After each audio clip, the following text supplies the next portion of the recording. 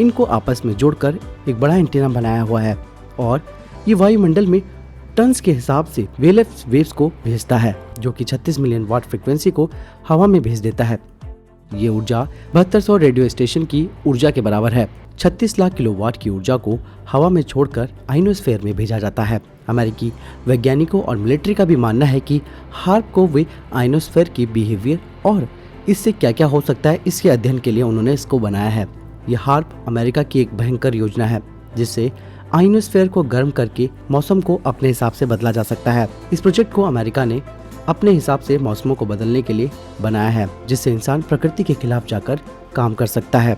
ये एक तरीके का खतरनाक हथियार भी है, क्योंकि इसके जरिए कहीं पे भी बारिश, कहीं पे तूफान, तो कहीं पर सुनामी जैसी लहरों को पैदा किया जा सकता है। इंसान जहाँ चाहे टेम्परेचर बढ़ा सकता है और जहाँ चाहे कपकपाने वाली ठंड को पैदा कर सकता है। अब आपको बताते हैं कि हार्प काम कैसे करता है। जमीन से 80,000 किलोमीटर पर आइनोस्फेयर है, जो धरती पर अपने विशेष प्रभाव को छोड़ती है, जिसकी वजह से मौसम अपना काम करता है। यानी कि आइनोस्फेयर मौसम को पैदा करती है और यदि आइनोस्फेयर पर नियंत्रण कर लिया जाए तो मौसम पर इसका दुष्प्रभाव पड़ सकता है।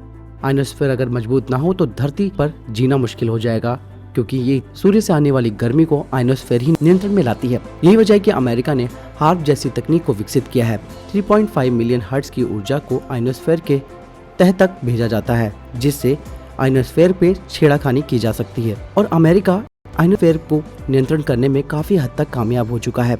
इस प्रोजेक्ट का काफी विरोध अमेरिका में हुआ था और 2003 में इसे बंद भी कर दिया गया, लेकिन अमेरिका ने इस महत्वपूर्ण प्रोजेक्ट को बंद नहीं किया है। अमेरिका आज भी खुफिया तकनीक के आधार पर और दुनिया से बचाकर इस ऊर्जा का इस्तेमाल कर रहा है।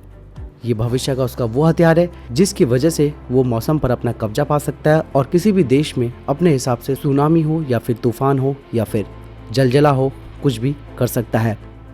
तो दोस्तों, ये है हार्प के बारे में पूरी जानकारी। दोस्तों, यदि आपको जानकारी अच्छी लगी तो प्लीज